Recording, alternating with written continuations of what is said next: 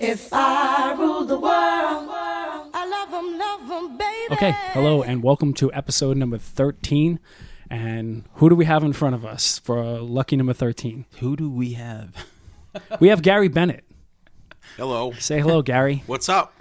You're in your old stomping grounds. You're in West Babylon with us today. I grew up in West Babylon, and I most of my life lived here, and now I live in North Belmore, Long Island. So You're in your old stomping grounds. yes, Right? You used to tear up the streets of West Babylon. From what I yes, remember. with my my boom box and my And skateboard? Adidas shell tops and my Doc Martens and no skateboard. All right, I guess. I fell off a skateboard the first time I got on one. I never got on one again. So Well, then the West Babylon streets tore you up, yes, more or less. There you But go. I'm glad that you just decided to do this because I know that you're getting busy with Sheer Terror and you're going to be doing some shows. So we're trying to work it out where we can kind of squeeze you in before you start doing all of that. So Yes. what's going on with that? I have a show in Albany with Sheer Terror this weekend, and then the next weekend we're playing Amityville Music Hall again, Sheer Okay. Terror, and then April is quite the busy month for me because April is I'm playing with Kill Your Idols is playing. We're playing April 5th in Cambridge. That's at a Hardcore Stadium, and we're playing April 6th at Brooklyn Bazaar. And we're playing April 7th. April 6th is off, I think. It's 5th? No. I'm sorry. It's 5th, 6th, 7th is off, and then 8th we're playing Philadelphia at Underground Arts. And all these shows are with Fireburn. Oh, right. Okay. So, the day we have off, Fireburn is going and playing United Bloodfest in Virginia. And then the following weekend, I'm going to California with Sheer Terror. Wow, For 4 days. We're doing 4 days there. And literally I'll be leaving from work Thursday night, playing, and then flying home Monday to go back to work. Wow. That's pretty much how I live my life. Yeah, that's when the I'm best. playing. That's the best weekend ever, right there. Like it makes, makes leaving work Friday. You're like, it's just such a complete A and B switch. You're like, yeah, I'm gonna be in California. I'm gonna play shows, and then you're still gonna come back and fucking do your job. Yeah, I can't. I try. I get pretty decent vacation time from my real job, and I get to play around a lot. But I try to conserve my days. So Right. many times I'll be just rolling up to work Monday morning from getting in at 6 a.m. Right. and just going straight to work. Is it still awesome? Yeah, I mean it's harder to recover, but it just comes with the territory, Playing music is a late night affair sometimes. Sometimes you're driving long distances, or even if you're playing local, you're not getting into 1, 2 in the morning after you're done hanging out and going to the diner and getting caught up with old friends and stuff like that, French fries. Do you know what you got to do? Get yourself into some podcasting. By 8:30 p.m., you're done. There's no more getting bumped at 1 o'clock in the morning at Mr. Beery's, I'll be playing Holbrook tomorrow. I'll be getting home around midnight. So, Not for me. no, you're retired. He's out of the game. So, you could ask him to leave the retirement game because every guest that's been on has asked him to start a band. I think. Me and Gary have chatted a little. We've chatted about doing a band. We have. And when a guy like you asks, it's it not makes it off difficult. the table either, by the way, because I have. Well, let me explain why. Because I have so much stuff. I come up with riffs and stuff, and I have no outlet for it because it's so much different from Kill Your Idols. It's so much Right. different from Sheer Terror that it's kind of unusable right now. Right. So I got to start something new to do it. I don't know when I'll be able to do this, but Right. Well, there's no rush. yeah. Okay. Well, He's very retired. yeah. Oh, is that so? Pretty much, yeah. But when a guy like Gary comes up with something like that, it's tough to say no, And we were talking about it would be like John LaFada and Scott Martin, like the four of us. And I'm like, how do you say no to that? That would be sick. And it would be efficient because you just you're talking about four people who know how to be in bands, get there early, get on time, don't want to fuck around and just play music, So Well, I just, the chemistry between if it's that combination, Yeah. the chemistry's there. We know that already. right, we didn't even ask those two. Because but you they're guys, in. but they'd be into Yeah, it though, and the chemistry would be there because you guys have already been together, and me and John have already been together. In Yeah. bands, so it would happen quickly.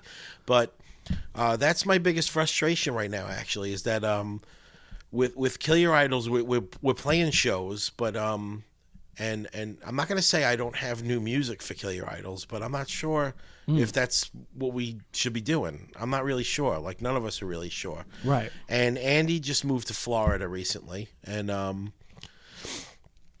so like whenever we do this, we have to fly him up to do it. So I mean, even though we talk all the time, we over the phone or whatever, text messages, like we're not able to really get together. Right. So I don't, like writing might be difficult. So the ideas are there, but maybe the time to bring it to fruition is not there. Right. Shia Terra is different. I do write for Shia Terra, but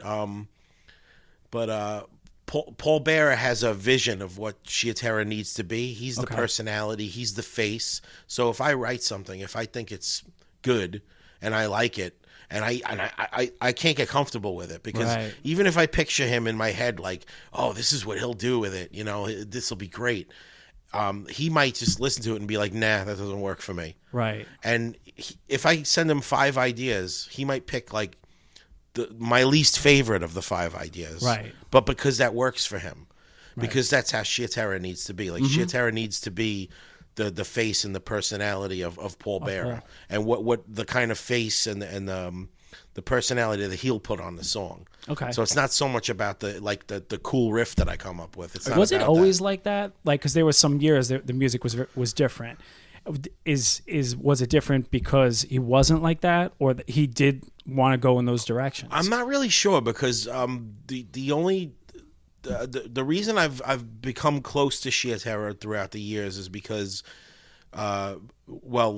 Mike Walter, who's the old bass player, and I were in a band together called Big Sniff, in the early '90s, and he was also in Shia Terra at that same time, and Chicky, yes, and I used to go to Shia Terra practice all the time, but at that time Paul Bearer lived in a different state, so they would just run the set. And then they would like put ideas on tape, and they would mail him the tapes. This must have been difficult because this is back before, digital. You could just email. Yeah, there was no emailing. There was mailing cassettes. Yeah. So I don't know how their writing process really worked back then, but I guess it's possible that when the more original members of the band were intact, and it was the original vision of Shia Terra, the feeling was probably just there. Like, I know what you're saying. Like, in other words, it was still new. Like an album like Just Can't Hate Enough, like just kind of just like happens. Yeah. Like an album like Age of Quarrel just happens. Yeah. And then the next record is like, oh, the follow-up. Like, now what are we going to do? Right. And they have to try and top it. And I think the first couple of records might have come more naturally to Shia Terra. And now that the band is over 30 years old and there's new members, it's like you have to fill those shoes. Right. So you can't, I would imagine, like, if I were in Paul Bearer's situation, I wouldn't want to, like, just take any old riff that somebody was throwing at me. Yeah. So in my mind, it might be, like, spectacular. And in his mind, it might be like, this ain't, So Are you the only guitarist in the band right now? I was. Now we have this guy named Johnny Eggs, and he plays guitar. And we're both, like I guess I'm the lead guitar player of Shia Terra, but he plays lead guitar. So like we've been integrating him into the more of like kind of like we're switching off a little more now, So it's like kind of like a back and forth. Are you a more comfortable rhythm player? I'm definitely a better rhythm player than I am a lead player. I think just because I think I took on the lead guitar role because I'm just in the band longer. I think it's just like a default thing. But he's a very good lead guitar player in his own right, so that's why we've been integrating him more into it. Like the new stuff, we have a 7-inch coming out. Reaper's putting it out. It's 4 new songs, and he plays a couple of lead guitar parts on it, and I play a couple of. So it's the band has become a little bit more like a Poison Idea type of band where there's like 2 lead guitar players, and it's a little different. Yeah, if you could do it, definitely, why not? It's shaping up. It's like it started off a little strange, and it was a little, Sheer Terror was never a 2 guitar player band, and like we kind of like hit our stride, and like now we have these 4 songs, and we're tuning in a different key, and Paul Bear is comfortable in that key singing, so we do the older songs in that key. Okay. And the band has taken on a new shape. It's definitely like a Sheer Terror, like Mach 6 or something like that. Right.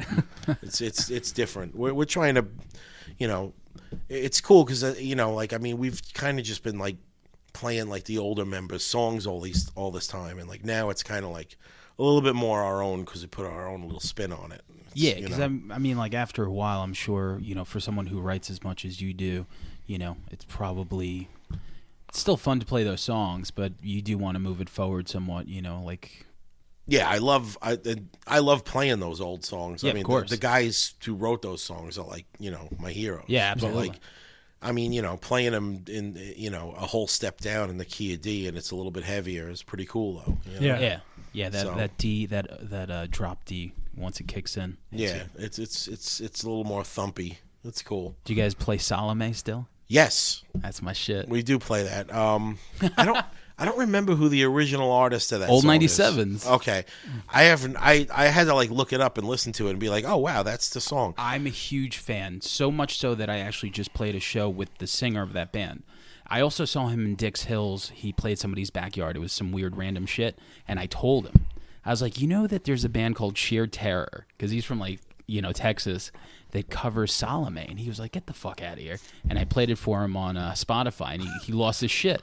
And I think like the band page posted it and all this other stuff, because according to Anthony Venticinque, I guess Paul heard it in a bar and had no idea who it was, and was like, I think I could do this, right? Something like that.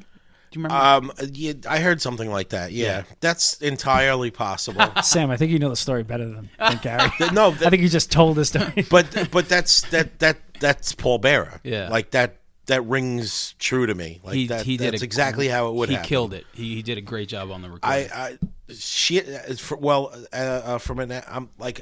I can look at that objectively because I didn't play on that 7-inch.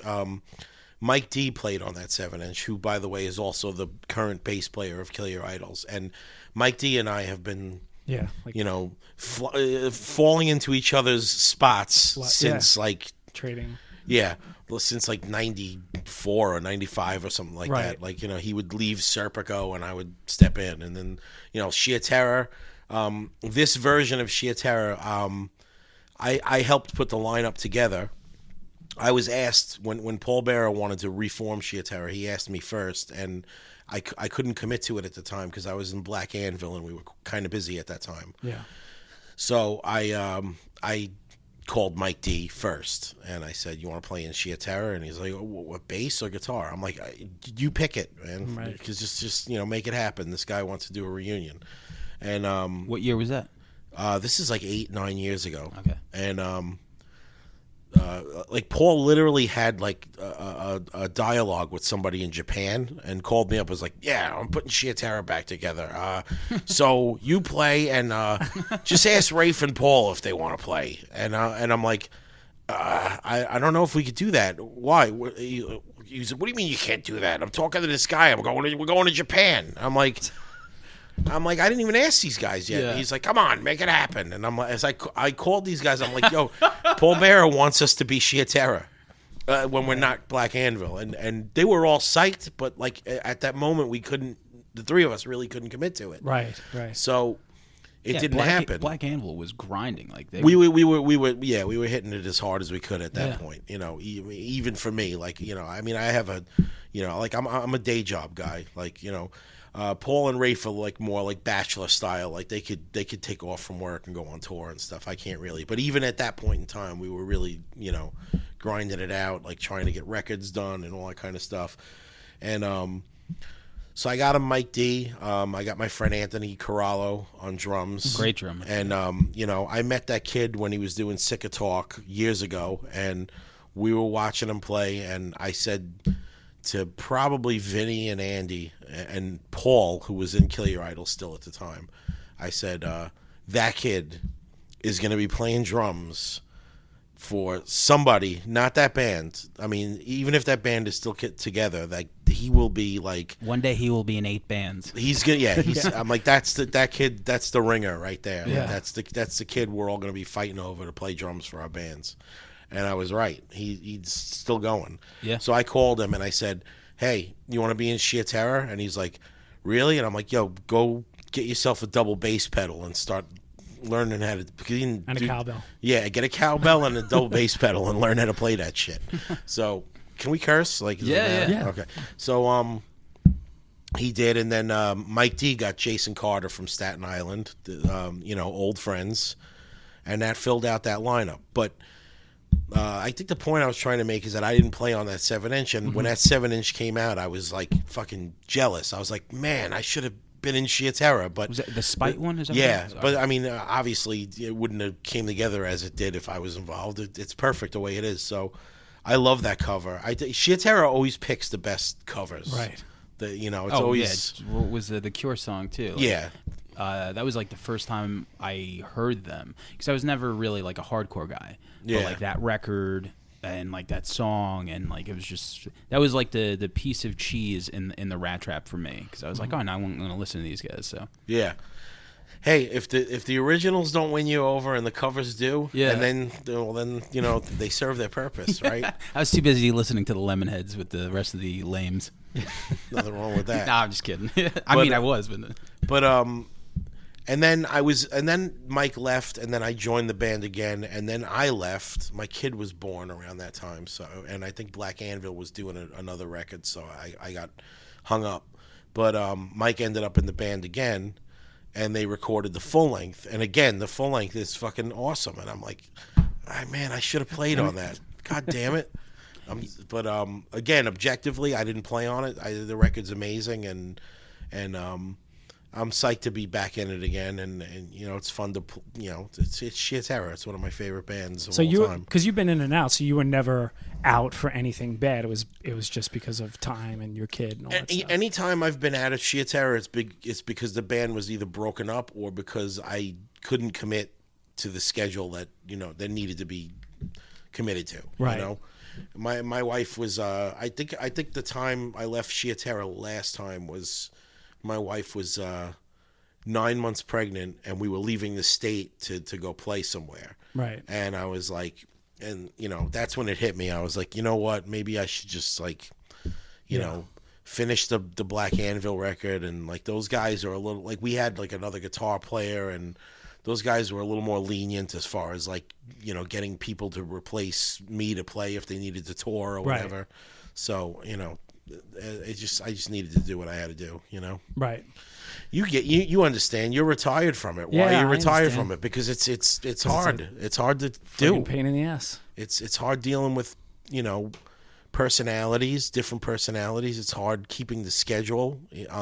When you get it going, and you can't make it happen every week, it's frustrating. You're like, what am I doing? You always feel like you're behind when you're in a band. You should be doing more. You should be. I don't know if that's just like how it feels when you're young, and then it stays in your head. Like there should be more going on with my band. Yeah.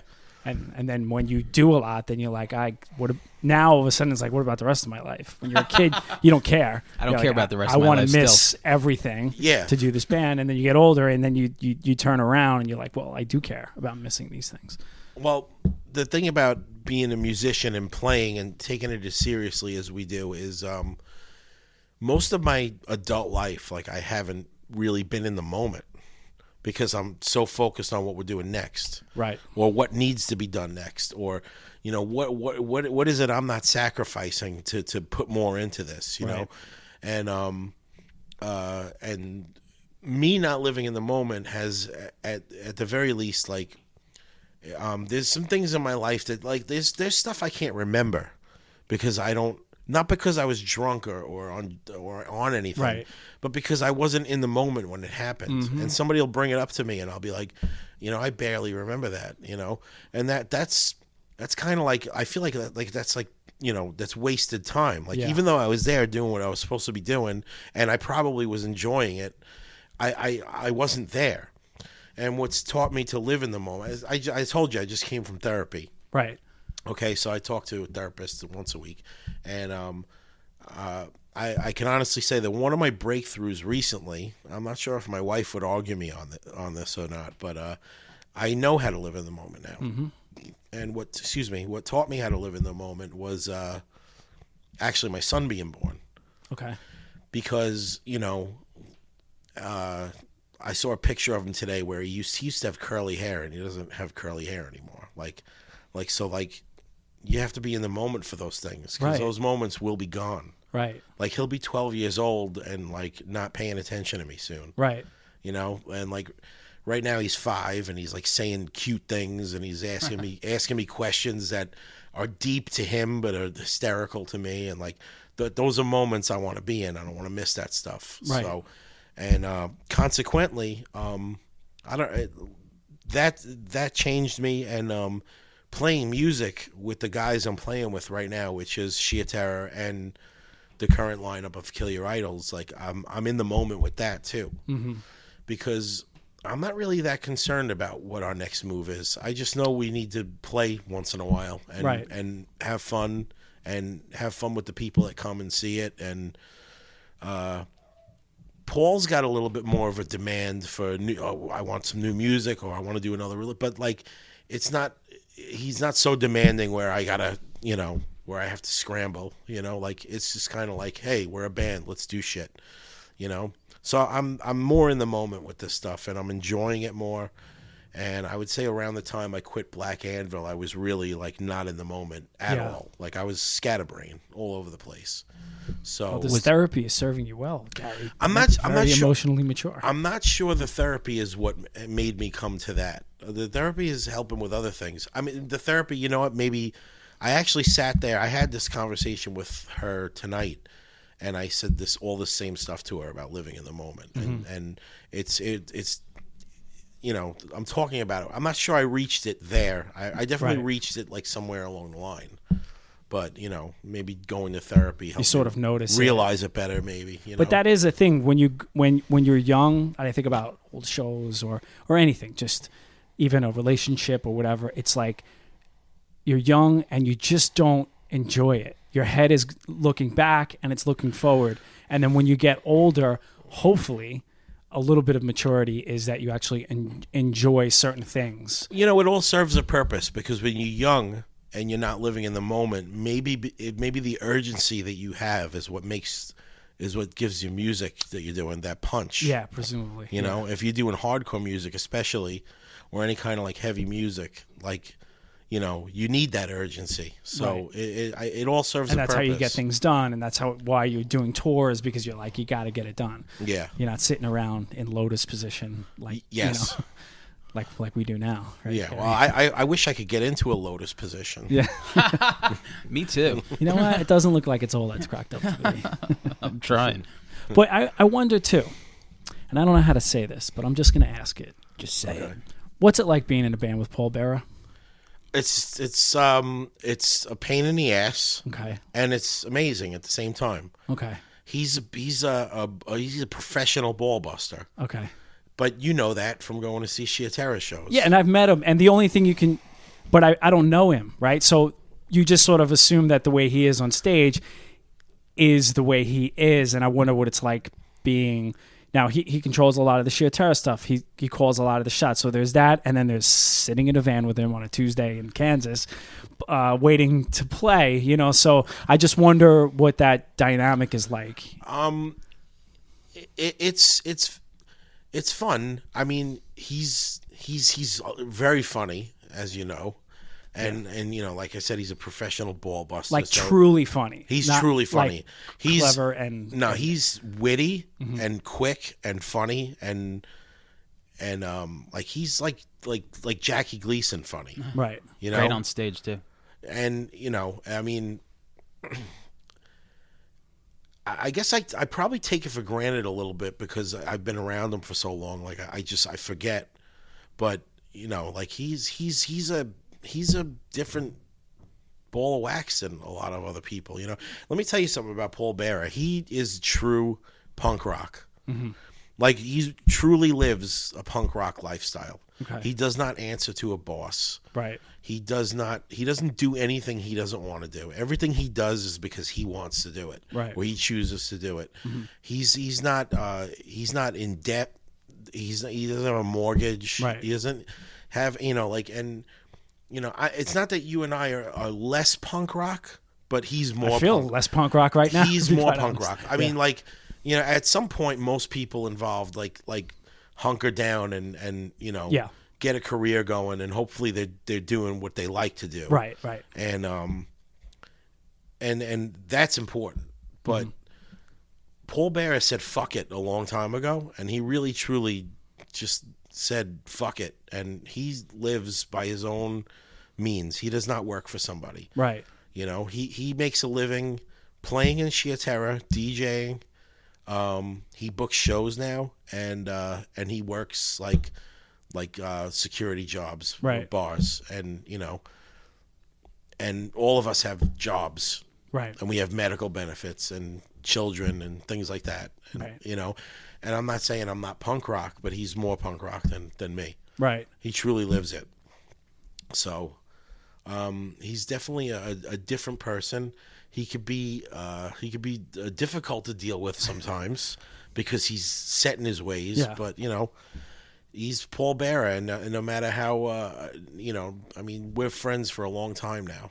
So And honestly, I don't think I'd be happy if you were like, no, he's nothing like that. He's such a sweetheart, and he, like, well, I'm sure to a degree he is, has but his moments it, where he's a sweetheart too. it kind of like is like, yeah, that's Paul Bearer, and he is the epitome of punk rock. Yes, he has his moments. He's definitely he could be a real teddy bear sometimes, but what you see on stage is what you see is what you get. Yeah. He's not faking the funk at all. Right. So that's just it. I mean, and when I first saw Sheer Terror, I was like, now that's a punk rock band. Yeah. Like, this is a guy that does not give a fuck, know. And I wished I could say the same thing. So at least to be part of it and play guitar and play those songs that I love so much, has been quite a privilege for me all these years. Yeah. Do you remember? And well, I just wanted to say that Kill Your Idols definitely would not. I mean, it's possible, but being in Sheer Terror and going places with Paul Bearer while Kill Your Idols were in the formation stages and like the early incubation definitely helped. Yeah. So I have Paul Bearer to thank for probably a good deal of Kill Your Idols notoriety. Yeah. The little bit that we do have.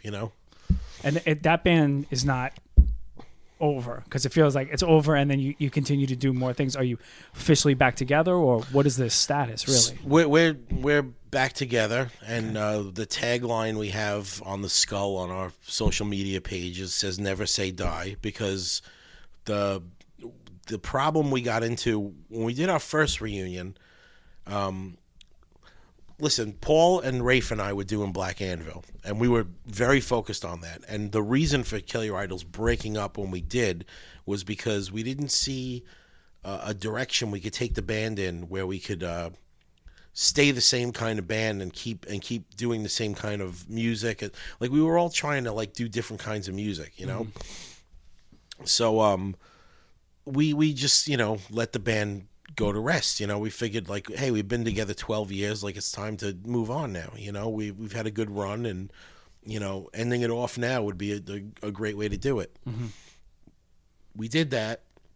We all went off and did different things, and at some point Cousin Joe asked if Kill Your Idols would like to play Black and Blue, like reunion. That was when Judge played, and that wasn't my idea. That was Paul called me up, and Paul said, "You want to do a reunion?" And he was the last person I would think that would want to do it, because Black Anvil, like, as much as like that was an effort between me, him, and Paul, like Black Anvil was his baby, and for him to take focus off what we were working on at that point to do a reunion, I was like, wow, that's pretty big.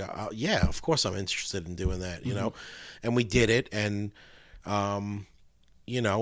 up until we did it, I was kind of just like, well, we'll do this, and then we'll go back under the radar and call it a day again and go back to what we're doing. And then we got there, and there was people with signs, "Welcome back, kill your idols," and confetti and balloons and guys in banana costumes and fucking. Is that Hugo? Yeah, and I've never ever seen that type of Not like for a hardcore welcome band. back Yeah. for a band ever. And I've gone to see Like some. Celine Dion gets that. I've- Welcome back to Argentina. Yeah, exactly. something. Like I feel like Metallica gets signs. Right. Iron Maiden gets signs. Like we got like somebody went to Party City and came in there with a sign, "Welcome back, kill your idols." Yeah. Like that was very heartwarming. Yeah. The reaction was very heartwarming, and the show was incredible. It was one And of the most. at that time, you were gone for how long? 2 years? We were broken up like 7 years, I think. Shit. So I mean, once that happens, like you kind of have to be like, all right, well, this is kind of cool. Yeah. We should keep doing this Yeah, once yeah. in a while. But we did a couple of shows and then we stopped again, and then it was like, no, back to work. What we're doing now is what we're focused on. It's completely understandable. But me, I was like, hey, I'd like to do that again. Like, let's not pull the plug on this completely. Like, Yeah. like obviously people enjoy this once in a while, and we don't have to put no work into it. We could just practice when we got to do it and do it. Yeah. The songs come back like that, Right. So then we got another opportunity to do another reunion. And and I think that was for Nate Fest. No. We just it was just another show offer. I forget really how it went. But we got another opportunity and we took it, and it was great, and I was just like, we should keep doing this. No, we have to focus. So every time we did it, and every time they put last shows ever, seriously, Yeah. this is it on the flyer. Like, I was like, don't even put that on the flyer. Right. Like at this point, like, who cares? Yeah. Like, let's just do it when we want to do it. It's our band. We could do it whenever we want. We Yeah. don't have to be broken up. Right. Or we don't have to be together. We could just pop out and play whenever we feel like it. So that's why the tagline now is "Never Say Die," because, like, are we It together? just covers everything. Yeah, we're together. Yeah. We can't do it like we used to do it, but when we do it, we're going to do it, and you'll remember it. We're gonna give you a good time. Right. Yeah, because at that point, like we were talking about, like being younger and wanting to do as much as possible. Mm-hmm. Now, for let's say Kill Your Idols, you guys are in that position where you could just do it like maybe twice a year, and it's just that special. But everyone's doing other things anyway, where you're not like craving that. See, that's the thing. Yeah, like I don't want to do it where it's overwhelming and Yeah. it takes over like too much. Like it takes away too much from my home life, and if even though I mean work is whatever, but like it can't take too much away from work either, because Yeah. at this point in time, like you said before, like the more you're doing with a band, the less you're doing in your regular life. Yeah. And you end up behind again. Yeah. And I can't afford to do that because I have a family now. You Right. know what I'm saying? Like if it was just me, it would be different. Right. But yeah, we want to do it in a way because we're all on the same page. We're all like married, children. Andy just moved to Florida. His whole life is different now. So I even told him, I'm like, maybe we won't do it for a little while, because give you a chance to settle in down there. But he settled in relatively quickly. So we put this weekend together, and like we want to look forward to this stuff. Right. We want it to be like an event that's coming up that Yeah. we're looking forward to, like a vacation. Mm-hmm. And then when it's done, we don't have to practice every week. We don't have to, we could just talk on the phone and be friends, and go catch up and get a beer, and and it doesn't have to be all about the band all the time. It could be just about the people and hanging out, because at this point, this is something I discussed with Mike Mazzilli last week. Like the band, the music, like my life is so intertwined and with music people. Mm-hmm. Like everybody I'm really close friends with has something to do with hardcore music or Right. whatever. And that's my family, this music is my family. Like Right. I have a family, a biological family, and I have a married family, and I love all these people. But this is like Your chosen family. this is like my my tribe. Yeah. And it's a really important part of my life, and Mm-hmm. it has to keep being a part of my life. You know, Right. so I mean, as I was saying before, like the creative part of my life is not really happening right now, but getting together with the guys I play with is explosive, and it's awesome, and it's fun. And whether it's Sheer Terror or whether it's Kill Your Idols, like we're tight, we put on a good show, and it's always a great time. Right. And I just want to look forward to those things. I don't want them to be like a chore when they're coming up. Yeah. Like, oh shit, I got to do this now. Like that's if you're feeling like that, then you shouldn't do it. Right. And that's where we're at. Like I turn down more shows than I say yes to. Right. And it's a little bit frustrating because I feel terrible saying no to people, because the other thing about Kill Your Idols is the people that want to book us really want to book us. Yeah. Like they want to see the show. Right. They don't just want us. They don't want us to come through so they can So they can draw. so they can Yeah. make the draw, and and there are people that get in touch with me that I could tell that that's what their angle is. They Sure. just they book shows and they just want to fill they just want to fill the club for a night, and it's just another night for them. And that's fine. I mean, everybody's got to make a living, Yeah. and I mean, that's the name of the game. That's it. But I can tell the difference between that person and the person that's like really disappointed when I say no, because they really wanted us to come through. But I have to keep that in mind, because I'll get back to that person when we can do it. Yeah. And I know that they'll be on top of it, and I know that they'll do the right thing and promote it, and it keeps in the spirit of why you're still doing it, why you're still working with these bands. Yeah, because I mean, at this point, like I've at one point in my life, I had made a conscious decision to be a musician, and then somewhere along the line, I was like, I can't live my life like this. I need a steady paycheck, and I need benefits. I actually I had to go on tour to realize that I really don't like going on tour. Like going on tour is rough. That's the hardest job in the world. Yeah.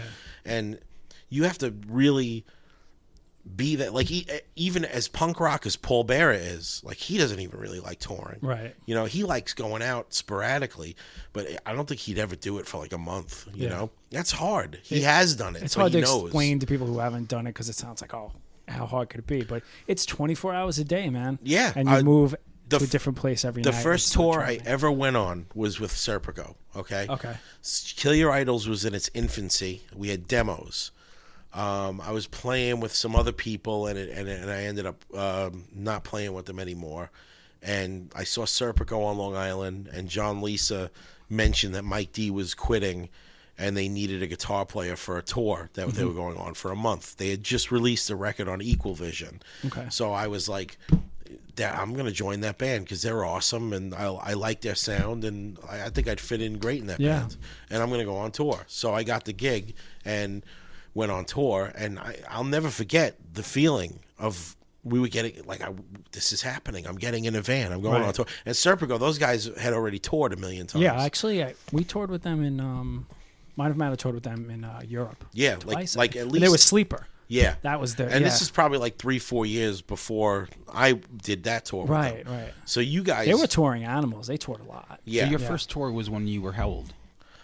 I believe I was 23 or 24. I was under 25. I know that much. And I went on my first tour, and it was awesome. So playing at Serpico was awesome. Yeah. Great guys. Great Tour guys, was man. awesome. We ran into Shout some out to John Lisa. Yeah, John Lisa, amazing. Playing in Serpico actually brought up my guitar game. Okay. Like I had to become a better player to play with them, but I managed to do it. I showed up and played 22 songs with them, and the drummer was like, "It sounds like Mike D. Like you got the gig," and I was like, "Cool," you know. But I worked hard for 2 weeks, like trying to. John Lisa's got some riffs, you know. Man. So I went out.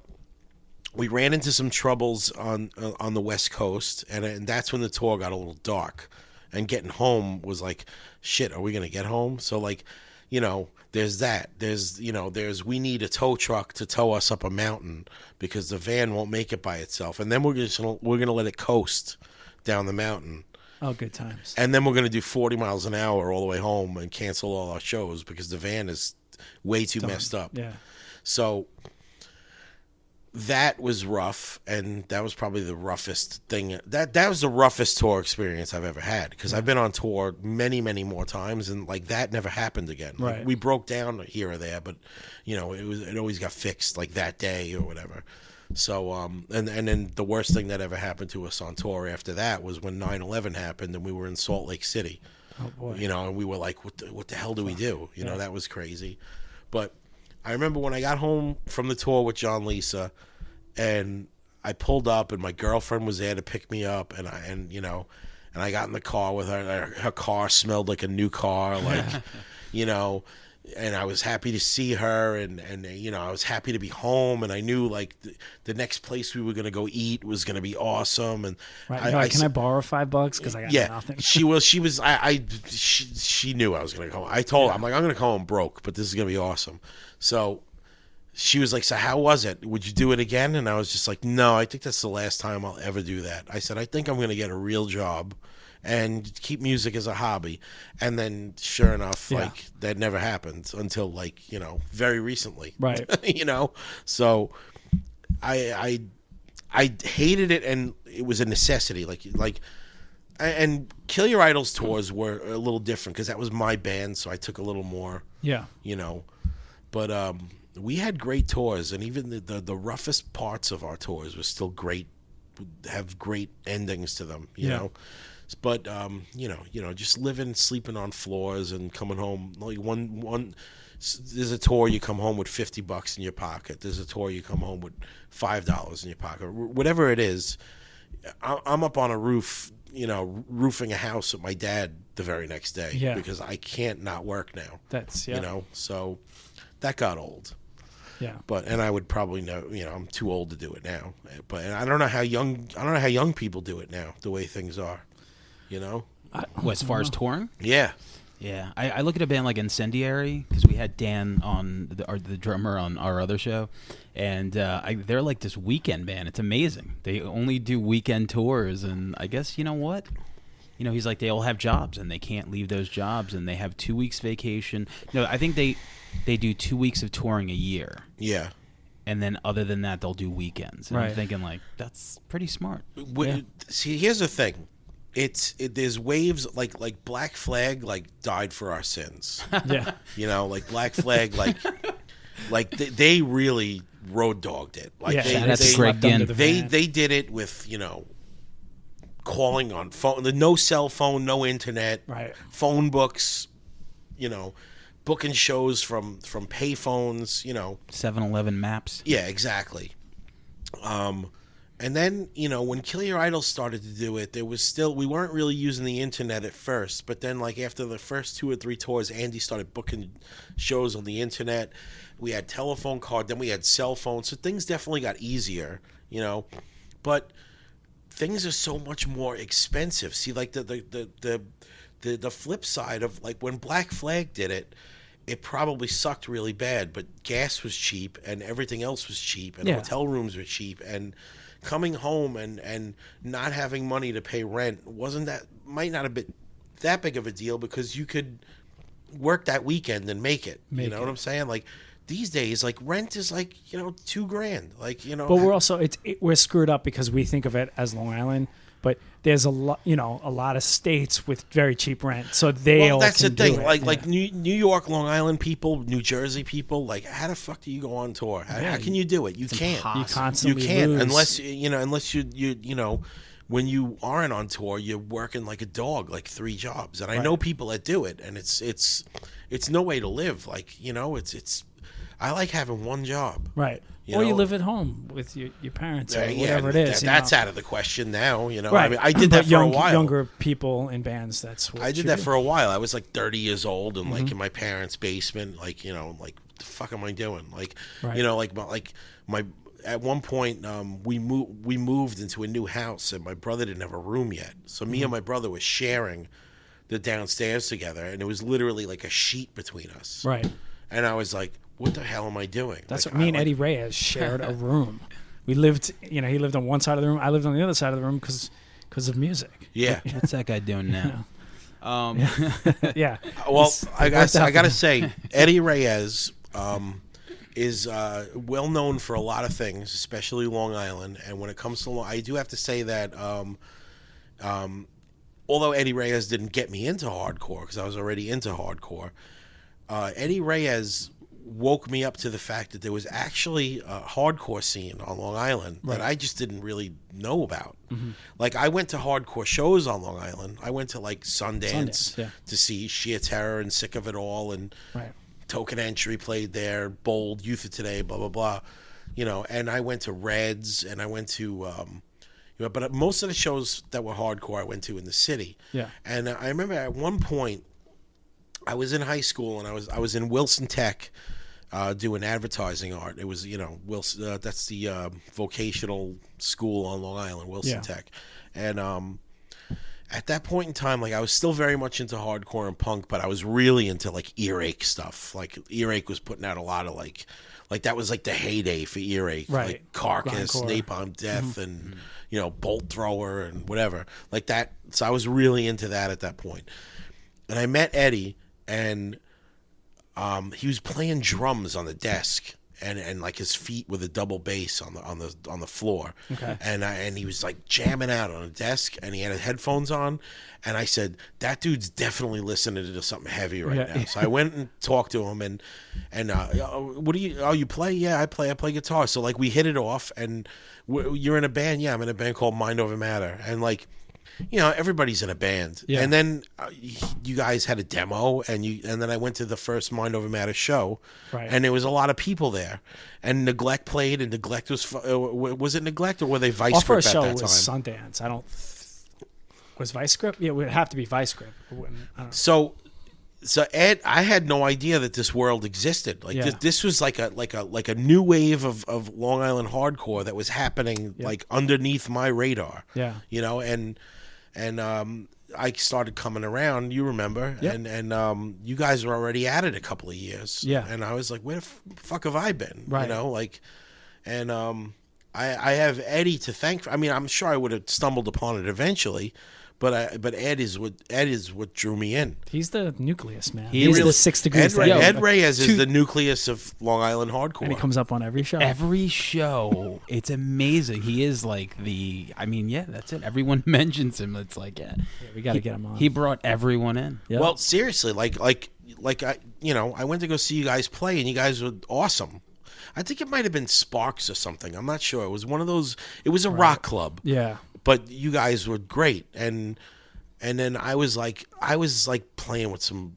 I don't remember who I was playing with, but I was like, you know, fuck this. I got to put a real band together. And In Your Face had just broken up.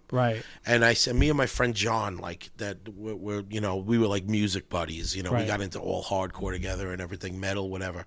And I said, let's go up the block and ask that guy to start a band. Mark? Yeah, Mark Adams. And we went up the block. Two kids. You know, he knew John, but he didn't know me. We literally knocked on his door and we're like, yo, what's up? Start a band. That's amazing. You're not doing a band anymore. Let's do a band.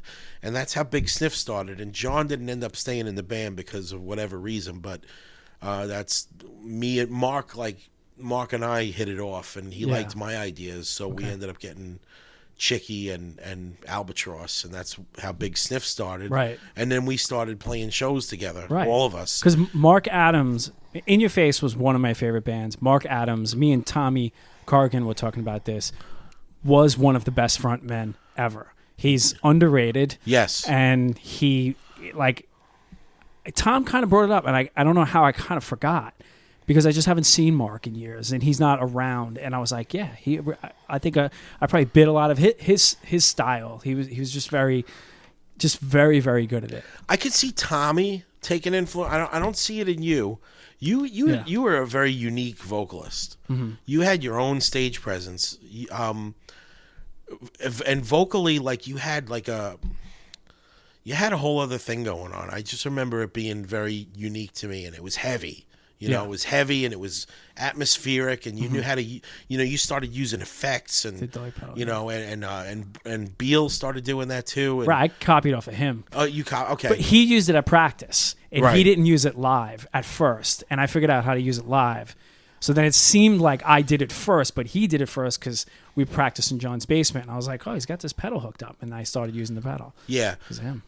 When you guys started using those effects, I was very impressed because most of the time vocalists don't take that much care into like you never see a vocalist showing up to a show with gear, Right. You know, like it's always the guitar player and the drummer and the They bass take player. pride in not showing up with gear. And now like Feel you important and parts. Beal like at least showed up with a delay pedal. Yeah. You know, I'm sure if you showed up with that much, I'm sure you had a couple of XLR cables and Yeah. a microphone. You know, but beyond that, like I just remember watching you guys and is the sound man doing that or are they doing that? Like, and Right. it was you guys would, and I was like, man, that's awesome. Like the vocals should be treated like an instrument. Yeah. It shouldn't just be like a lot of vocalists in hardcore especially treat the vocals like an afterthought. Yeah. Like I'm just going to go up there and scream, and you know, a lot of vocalists hold the mic the wrong way and you don't Right. hear them, and you know, and oftentimes the mic ends up in the crowd anyway. Yeah. And that's part of the show, and that's awesome in its own right. But to see vocalists take pride and to take it to that level, like I always thought that was great. You guys neglect was so heavy, Yeah. so tight. That was just a really good time. Like Berserkers was an awesome hardcore band, like totally raw. That whole scene, I miss those days because it just felt new and awesome. You know, it can't be replicated. And everybody was, generally speaking, there was a lot of different types of bands happening. Yeah. So we were kind of competing. People don't like that word, but it was like you really wanted to blow your best friend off the stage. But You know, every but band you- was different. Right. So you wanted to what- have a better show, but that didn't cause fights between the bands. You just No. wanted to, Well, look how be better diverse next all the time. bands were. There was Big Sniff doing what we were doing. There was Garden Variety doing what they were Yeah. doing. You guys were totally unique to me. I never heard it. Like, you guys started off unique and ended up even more unique. Neglect. A lot of bands took what they were doing and ran with it. I mean, there's a lot of bands that you could say Neglect took the idea from, like the heavy hardcore thing, Right. But they took it to another level. They had like songs that were like Master of Puppets length songs, and they were arranged well, Right. you know, and lyrically, like it's you know, it's really deep stuff, you know. And Brian was crazy. He was great on stage. It was like, it was a thing. It wasn't just they were a negative hardcore band or they were, singing about some of the same stuff over and over again, like, a lot of hardcore bands. They were just really different. Brian, it seemed like a guy like Brian wouldn't give a fuck about anything, but he cared about his lyrics and he did. cared about like making good songs. There was much like Sheer Terror, and Neglect was even a bit more extreme lyrically than Sheer Terror. Yeah. Much like Sheer Terror, though, that guy meant what he was fucking saying. Yeah. Like, people could say what they want, like, oh, it's easy to sing about that kind of stuff. You look in that guy's eyes. I watched him break a fucking bottle over his head more than once, over his own head. Yeah. I saw him knock himself out on stage, and an ambulance come pick him up. I remember that. Now, I mean, when you're young, you're impressionable when you see things like that, and then you get older, and then you're like, why the fuck did I do that kind of shit? Yeah. But that's why it's a young person's genre, because that's the kind of shit young people do. Right. They do crazy shit. Right. So it just, I don't know, that was a good time. And I don't know, I really do miss those days. I mean, Kill Your Idols, I kind of wish Kill Your Idols started more in that time frame. Right. But it doesn't really matter, I guess. I mean, we still all played shows together and everything. And You know?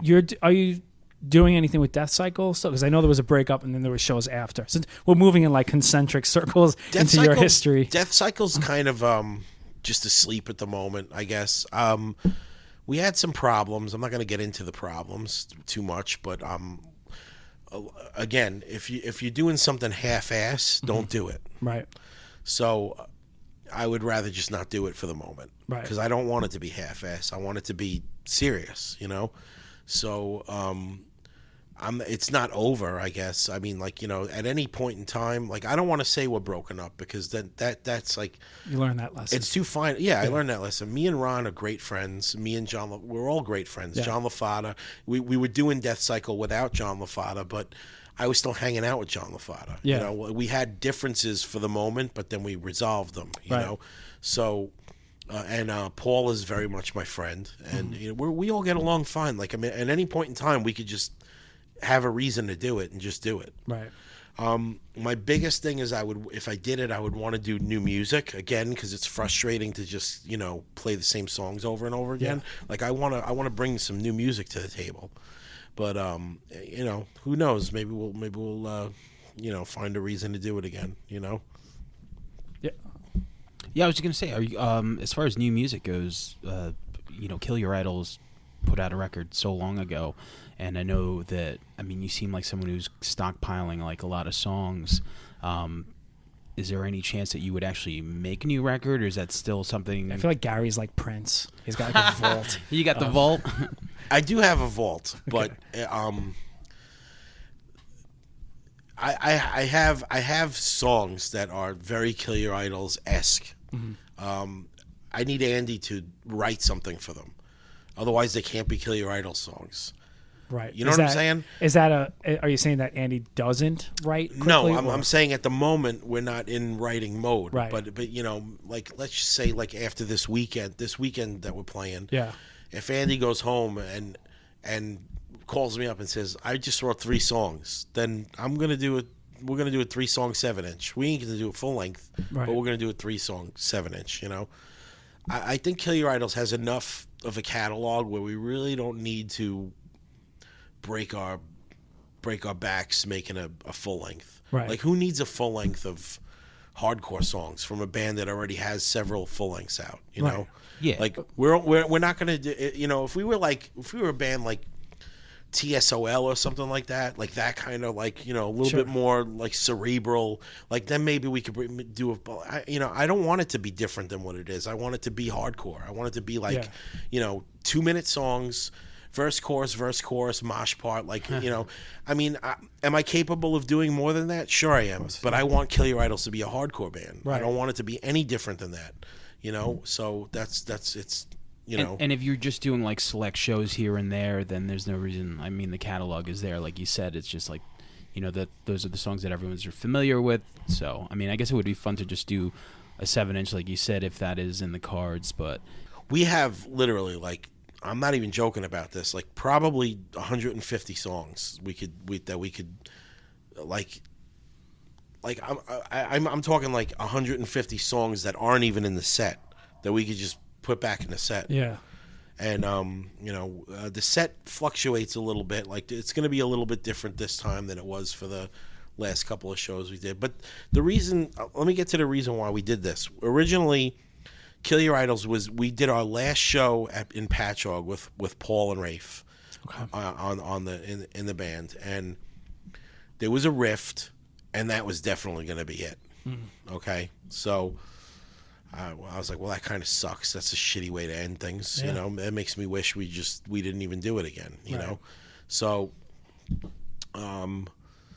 me and Mike were talking on the phone, and Mike had just quit Sheer Terror again, and I ended up back in Sheer Terror. But Mike and I were talking. Mike was like, "Don't you wish you could just don't you wish it wasn't that complicated?" And I was like, "Yeah, wouldn't it be awesome just to get up and play covers and not have to worry about this or that? Like, just Right. I just want to go up and play like some like Black Flag and Murphy's Law songs, Yeah. and have everybody drink beer and have fun." He's like, "Yeah, that's what I want to do." So I was like, well, we should just jam with Vinny. That'll be fun, and let's do a show. Let's do a benefit. And we did a Rob McAllister benefit. Right. Okay. And and we'll just have fun, No, we don't. It doesn't, just. And then it turned into, we had a set of hardcore songs, and we had like Ernie from Gray Area come sing. Yeah. We had a bunch of people show up and sing. We had Mark come and sing. Right. And then I was just like, Vinny was like, we should play a couple of Kill Your Idols songs and have Andy come up and sing. And I was just like, all right. Well, originally, Dean was going to sing. Dean was going to sing all the songs, Okay. including the Kill Your Idol. Dean from No Redeeming Social Value. He was a singer. And we were doing AF songs, Sick of It All. I think we did Sick of It All. I don't remember. Warzone, we definitely did. Black Flag. We did a bunch of stuff. Ramones, I think we did. 7 Seconds. But we were going to do the Kill Your Idol songs, and Dean said, I don't feel comfortable singing those songs. He's like, you should get Andy to come sing those songs. Right. So Andy agreed to do it, and then it went from being 3 songs to 6 songs. So we played 6 songs, and then the next day, Christian called us up and was like, Kill Your Idols has to play with Dag Nasty. And I'm like, Kill Your Idols isn't really together. He's like, no, you just did songs, and that was Kill Your Idols. He's like, you, Mike, Vinny, and Andy is Kill Your Idols. He's like, play with Dag Nasty. Right. So what am I going to say? No. So at that point, I was like, this is it. This is this feels good. The chemistry was there. It felt great to play cover songs. Even if we didn't do the Kill Your Idol songs, it would have been a fun night. But that put it over. And I decided right there and then, I'm going to do this once in a while. This is fucking fun, And the cover, we called the cover band Hardcore Jukebox. And I don't know how I missed this whole thing. I remember it. We only did one show, yeah. and we're talking about doing another one soon, where it's going to be me. We're going to have Dean sing. Yeah. And poor Dean, he emails us every once in a while, like, "Hey, we're going to do this again," and we got so busy with other stuff. Like now, we were going to do this. We were going to start incorporating Dead Kennedy songs. We were going to do everything. Right. It's a great idea. Next time we do it, we should get more special guests. We should get some people, maybe another guitar player or something. Right. But I do the same thing. I do a cover band we called Cover Me Bad, and we do so we do covers as well, and nothing's more fun, man. Once you have your own band and you get to do stuff like that every now and then, it's like a party vibe. Yes. Covers are liberating. Yes. Yeah. Because you don't really have to work that hard at them. No, most of the time, everybody involved knows what's supposed to be done. Yeah. You might have to communicate a little bit, and you forgot this note or this part or whatever. But I mean, most of the time, everybody just walks in and it happens. That night, we did songs on stage that night that we didn't practice. Oh. So it's covers are liberating, The only time it's a pain is when you're like, hey, we should cover this. And then 3 guys want to do it, 2 guys don't. Yeah. And then someone walks in and it's like, oh, let's do this one. And you're like, nah, I'm not going to do that. We're definitely going to do it again. I don't know when, but we're going to do it. And it's always going to be a benefit when we do it. Yeah. So, it's just going to be fun. And we'll try to get as many people involved as possible, Speaking of covers, whose idea was it to cover that Jawbreaker song? That was Andy's idea. And it's funny because, even back when I was in Big Sniff, people loved Jawbreaker back then. And people would say to me, oh, you must really be a Jawbreaker fan. And I was like, I never heard them, right? So I never heard Jawbreaker until we started touring with Kill Your Idols, and Andy would always listen to them. And he listened to them so much that actually the rest of us were really not Jawbreaker fans. He made you sick of it. We were tired of it. We were like the guy's voice. I don't like the guy's voice that much. It's definitely an acquired taste. There's songs I like that Great songwriting. Yes, definitely, without a doubt. Yeah. And but I just never was a fan. And then Andy was like, I want to do a Jawbreaker cover, and he's like, I'll let you pick it. So I picked Do You Still Hate Me, and because I heard it, and I was like, we could take that, we could make it a little heavier, and it'll be good. So that's we cut the Jawbreaker song out of the set though for now because they're playing. Yeah, of course. That's what made me think of it. So, you know what I wanted to ask you, Gary? Okay, is about when you played with the cro-mags. Definitely one of the coolest things that's ever come into my lap. Yeah, okay. How did that come up? And okay. I don't even know how long it was, or was it just certain shows? I was living at Venticinque's house in the basement. I remember exactly the day that it happened. Is it Venticinque or Venticinque? I say Venticinque, and I say Cinque. Yeah, because he's like, that's how to say it. But I mean, what is he's full of shit. He is full of shit. I went to school. This guy doesn't with even him. watch The Sopranos. Fuck him. It's Venticinque. That's how every teacher said his name. I say it Venticinque, so it's clearly Venticinque. I say 25. Because I say everyone's last name wrong. We always call him 25. 25, or the nose. Sam, I have your last name misspelled in my phone. It's HOIOS? AS I have. Well, everyone pronounces it with an AS, so it's like doesn't. Yeah. I don't. Back to cro-mags. Yeah, let's talk We about can the edit this cro-mags. So I was living downstairs from Anthony, and I remember this day as if it was, it's etched in my memory because I was so excited. It's up there. It's pretty much up there. The same thing with this is how I got in Shia Terra. Mike was putting Shia Terra back together. Yeah. Newman was unavailable, and the drummer was unavailable, or they weren't going to do it, or whatever it was. And I remember me and Mike had gone to see Manowar together, and at the Manowar show, Mike was like, "Yeah, I'm talking to." It was a booking agent. I think it was John Finberg booking. He's like, "Yeah, I'm talking to Finberg about putting a Shia Terra back together. You said you could get us some good shows and blah blah blah. It might be good. I'm gonna have to get a different drummer and a guitar player though." And I was like, "Well, John LaFada could be a good drummer. He'd be perfect." And he was like, "Yeah, give him a call. Yeah, he's a good drummer. Neglect was good. Yeah, okay." I was like, "So who's gonna play guitar?" And he goes, "I'm thinking of my friend from I forget what he said. Some friend of his from Connecticut." Yeah. And I was like, "Oh, okay." And then I got really grumpy, and he's like, "What's the matter with you?" And I'm like, "You fucking asshole." I was like, "I live down the block from you, and I know how to play every single one of those songs. Go ahead, go get your friend from fucking Connecticut, right?" But then the next day he called me up, and he was like, "Yeah, I don't know what I was thinking. You could play that shit. Yeah, get John LaFada." Right. So that I remember that phone call, and I remember I was very excited. I was like, "I'm gonna be in Shia Terra. Holy shit!" Yeah. Nothing else mattered at that point. Yeah. And but Shia Terra, much like cro-mags, and Murphy's Law and Leeway and all bands like that, like I learned to play guitar to those records. So if somebody says, "Can you fill in for cro-mags?" I'm like, "Yes, I know every song." So here's what happened. I'm in the kitchen. I'm making breakfast or whatever, or lunch or something. I get a phone call, and it's it was Toby from H2O.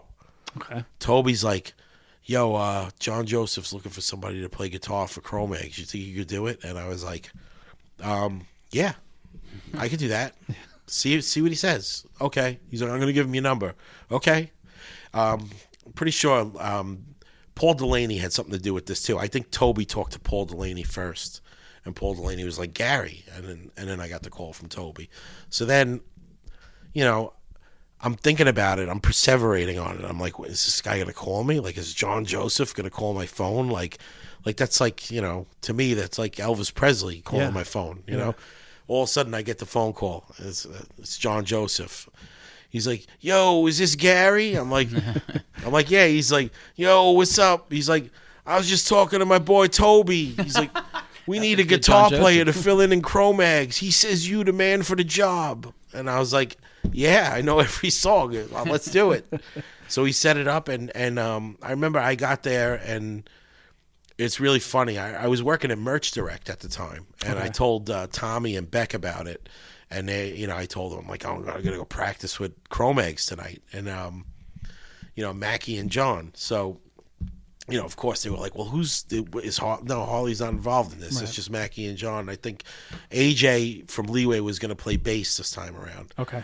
I don't remember why, but he ended up playing bass and I played guitar. But I think Scott Roberts was the guitar player there, and AJ was playing bass or something like that. Or maybe it might have been vice versa. The reason though was they had to go to Canada, and Scott Roberts couldn't get into Canada for some reason, so they needed a guitar player. So I tell Tommy and Beck about this, and then I drive to Astoria Soundworks, and I park right out front. There's a spot right out front for the van. I was like, "Oh, awesome. I'm going to park right out front. This is great." Because normally you got to drive all over that neighborhood. Yeah. I get out of the van, and I look, and it says, "Where's Harley?" on the side of my van, written in the dust. But like the way the light was shining on it was very clear. I was definitely Tommy's handwriting. So I had to quickly wipe that off. That is fucking hilarious. That's Merch Direct humor. Yeah. That's the kind of stuff that went on over there. So so now I get in there, and I'm early, and I'm setting up, and AJ's there, and I've talked to AJ before, so we have a rapport, and we're shooting the shit. Mackie walks in, and I'm like, "Fuck, this is really gonna happen. I'm gonna play with Mackie," and not to be too much of a fanboy, but Mackie's like the fucking hardcore drummer. Yeah. He played in Bad Brains, everything on Quickness, so I'm playing with Mackie. John, I think John showed up later, but I remember when John walked in, and it was actually like we were playing as a band. Right. And I have a tape recording of this. I have the cassette tape at home somewhere. We went to go play Malfunction, and when John started to sing, I literally forgot how to play guitar. Like, I forgot everything. Like, I just started. So I turned around, like I made pretend like something was wrong with the amplifier. And if you listen to the tape, you could tell that Mackie and John know that I'm just like, I got to get myself together. Yeah. Because John's like, it's cool, like, he says it. But, like, yeah, I was fucking starstruck. It was two guys from Chrome that played on Age of Quarrel, and AJ from Leeway. And I learned to play guitar to these guys' records. Right. Everything they played on, I played along to. Yeah. So that was really amazing for me, and I'm a very privileged person to be able to say that I played with those guys in their company. Shared hotel rooms with them, listened to stories that they were telling about old stuff and other bands they played in, and like Mackie's a pretty interesting guy. And all these guys are pretty interesting. Well, it's you're privileged, but it's talented. It's like work ethic and talent meet luck. Some people just wouldn't even jump on that opportunity. Like, anything that's ever popped up, like I always second guess myself. I'm like, am I good enough to play with the cro-mags? I'm like, probably not. I'm like, maybe you should find someone else. That's what I would have taken. But, I mean, it's funny because I looked at myself in the mirror. I'm like, do I belong in cro-mags? Like, look at the back cover of Age of Quarrel or like Best Wishes. Do I belong in cro-mags? Yeah. Like I'm not a cro-mag. Right. Like, I don't look like a cro-mag. But I mean, I can play the songs, so that's all that matters. And it was only just to fill in anyway. If I filled in, I would say I filled in probably at least 10 to 15 times for them. Really? Yeah. My favorite time I played with them was Death Cycle played with cro-mags at Revolution, and at some point they told me AJ wasn't going to be able to make that show. Okay. So I was like, well, I'll be there already, so that'll be, we'll just do double duty. Yeah. So and then shortly before the show, they realized Craig didn't know about the show. Craig from Sick of It All, and that Sick of It All was going to be away that weekend. Okay. So they had no bassist. So wow. So I was like, well, I'll get Paul from Death Cycle to play bass. So Death Cycle played, and then me and Paul played on stage in cro-mags with Mackie and John. Wow. And it sounded awesome. Yeah. Like it really sounded like we belonged there. Right. And that's on video somewhere on the internet, and I mean it sounds good. I'm proud that we were able to pull that off in a short amount of time too. We didn't practice. Right. We just went up there and did it. Would you do it again with cro-mags if they needed that? Anytime they would ever call me, John and Mackie are awesome guys, and AJ's an awesome guy, and if they ever needed me to fill in, if I could do it, I would do it in a second. Yeah. And it's not about money or anything like that. Like, I enjoy playing with them. Same with Sheer Terror. Like, it's like, Paul pays us very well. And most of the time, and if he doesn't pay us well, it's because something happened and something something that he didn't predict happened. Right. And it's not something that you hold against him. And I don't give a shit because I have a real job. Yeah. That's the thing. I do need to, it's nice to make money doing this, to put a few bucks in my pocket, and then, it pays for practice and car rides and strings and all the shit that goes with this. But, I have a real job at the end of the day. Yeah. And that's, when I come home from a show, if I have some extra loot in my pocket, I usually just give it to my wife anyway. Right. Yeah. So you and Paul did, like you said, you joined the Cro-Mags on stage, and also that's the same Paul from Kill Your Idols, obviously, Yes. and you guys started a black metal band. Okay, so the whole time Kill Your Idols was together and touring, we played with like 5-6 hardcore bands, 8-9 hardcore bands every day, every show on tour. So you can imagine in the van, we're not listening to hardcore unless somebody gave us a demo and we were like, oh, let's check this out. But like most of the time, we're not listening to hardcore. So if we're driving overnight somewhere, we're listening to, Sade. Dark Throne. we listen to a lot of like Sunny Day Real Estate and like mellower Yeah. type stuff, but we would listen to a lot of metal too. Me and Paul were constantly listening to metal, and then when Rafe joined the band, there was like metal mania in the van. Like Mercer. I grew up. I liked a lot of metal. I was a metalhead first before a hardcore guy, but Yeah. I didn't like King Diamond and Merciful Fate like when they were like big. Right. I didn't like his voice. Like it's because of Rafe that I got into King Diamond and Merciful Fate. Right. Like later in life, like I appreciated it better because Rafe was like literally like annoyed that I didn't like them and forced it on me. Like he was like, you gotta give this a chance. Like you gotta. And he was right. It's great stuff. And to date, one of the best concerts I've ever seen is King Diamond. Like it's unbelievable show. Played the Downtown. I missed that one. I saw the I think it was Best Buy Theater or one of those theaters. It was amazing. Amazing show. Yeah, growing up, like I couldn't get into King Diamond or Merciful Fate. It's just the voice. Yeah. And then as I got older, like I don't know what happened. Like I just started listening to it more, and I'm like, I get it. More Merciful Fate than King Diamond. Yeah. But yeah, I wasn't ready for it when I was younger, and as I got older, I'm like, okay, I could fuck with this. Yeah. I actually enjoy solo King Diamond. Oh, yeah? A little bit more than Merciful. I don't. You know what it is? It's the guitar production on the original Merciful Fate records is it's too like I can't think of a way. It's like too scratchy for me. Whereas like the production of the production of like Abigail is really slick, but the guitar tone is fucking awesome. Yeah, on it's there, way better. But I just feel like Merciful Fate. I don't know. It's got more of like a Kill 'Em All kind of production, but not. It's not as good as Kill 'Em All. Yeah. You know what I mean? It's, I don't know. But I do enjoy Merciful Fate now. I hated them when I was younger. Hated them. You know who I hated? Overkill. I The hated voice, Overkill. right? The voice, but more so because I listened to an interview with them, and they were kind of dicks, and I was like, fuck those guys. And like later in life, I heard them and listened to them. I was like, wow, I really should have listened to this band more. They like me, and then like I heard another interview with them, and they weren't such dicks, and I was like, oh, these guys are actually kind of cool. Like, I don't know why I thought they were dicks back It's funny, then. like what turns you off, like when you're younger. Like that little instance.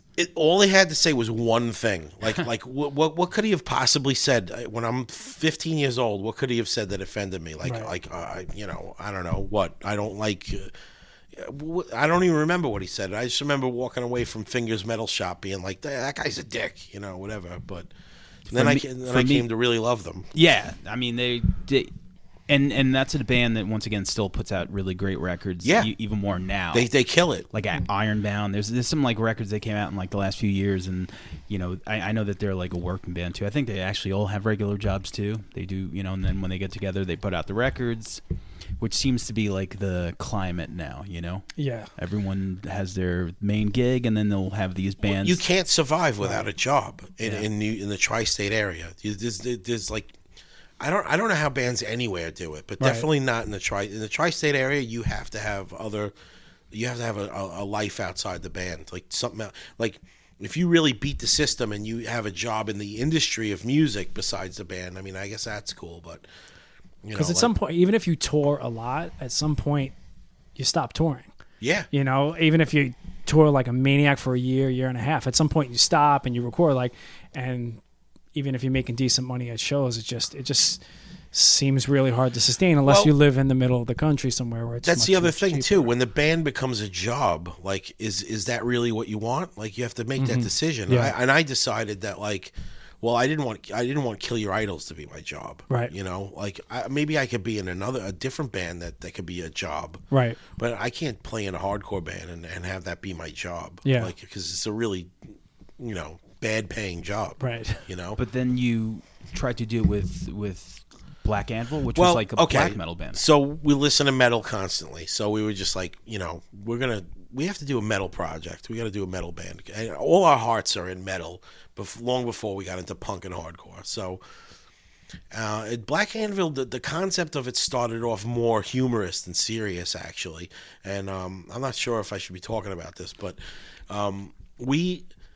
we joked, like our metal band concept was a joke but we were in a punch drunk van, everybody's giddy and we're trying to pass the time. Yeah. So we had a concept and Paul came up with it. It was the band was going to be called Lamblord, and I thought he said landlord.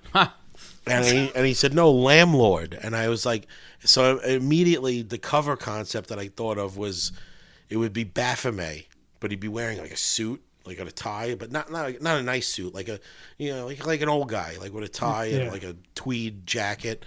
And Baphomet is the landlord, and he's standing outside the apartment complex, and he's kicking Jesus out of the apartment, like he's literally kicking him, like he's Jesus is airborne, I'm in. I know, right? I like it. And the cross is in the garbage pail, and the name of the record would be Evicted. That's awesome. It's Lamblord. Yeah. So we made ourselves laugh, and then we came up with a million other concepts, like what would your stage name be? And we had like these outlandish stage names, and I think Rafe's stage name was Bob Death Goat or something like that, and his picture would be him with a briefcase, like why? I don't know, like just stupid random stuff. But so we were going to do this, and then we lost sight of it, and then at some point what really brought Black Anvil to fruition was Celtic Frost got back together. And they didn't just get back together, they did a comeback. They did the sickest comeback of any band. They not only did they come back with a record that stood up, that was just as good as their classic records, if not better actually, and more improved and more refined. Like Celtic Frost reinvented themselves. They didn't just come back and play the hits. They reinvented themselves and came and crushed, and their record crushed, and their live show crushed. And they already like influenced the metal scene, the extreme metal scene, like so much in the 80s, and then come back 25 years later or whatever, and like we could still, not only can we still do this, but we could do it better now. And I said to Paul, Paul and I were like in agreement, like if that's not inspiration to do something different, like something a little bit out of our league, and try to like strive to do something a little bit different than what we're used to, I don't know what is. Like, because I was in awe of the return of Celtic Frost, in complete awe of it. I still am. And Triptychon, amazing. I think it's the best stuff out there.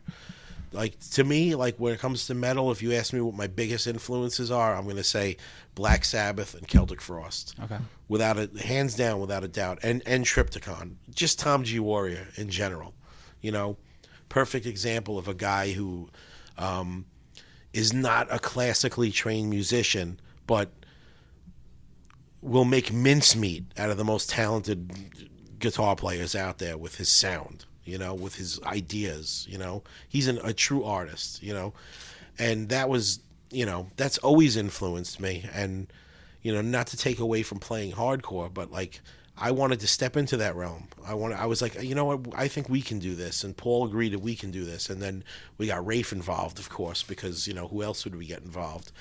And, we were in a room messing around with some stuff, and we started to get somewhere, and we really spent about a year just working on ideas before we came up with like a whole concept, and at some point we were like, well, who would we get as a singer?